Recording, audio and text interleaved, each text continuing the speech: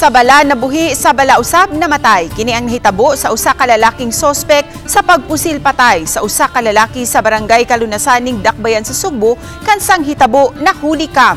Sa irantang detalye pinaagi ni ining report.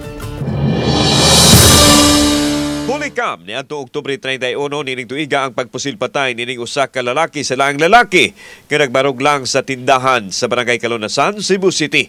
Nga misangpot sa kamatayon sa biktima nga nailahang si Jacob Caldo Ibrada.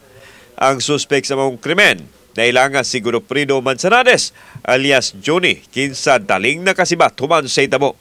Apan pipila ka adlaw lang ang iyang gihimo kang Ibrada, mausab ang nahitabo kaniya human siya pusila patay dito sa Kulabtingon, lungsod sa Dumanhog.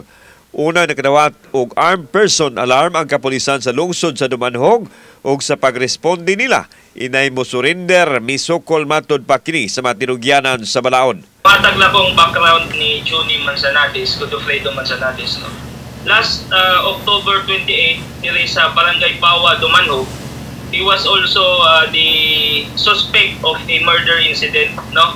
Dito sa Barangay Bawa, Dumanhog. Positively identified siya. Sa kamatayon ni Manzanares, nasulbad usab ang kasong pagpatay ni kang Ibrade. Nasayran sa kapulisan nga usa ka notadong gun for hire si Manzanares nga nalambigit sa uban pang mga krimen. Kini pud nga suspitsado nato diri no has been involved in several murder cases. Noted pud ni siya nga daghan siya kalambigitan. Actually, bag-o ra pud ni siya nakagawas gikan sa prisuhan tungod pud sa isa ka murder case.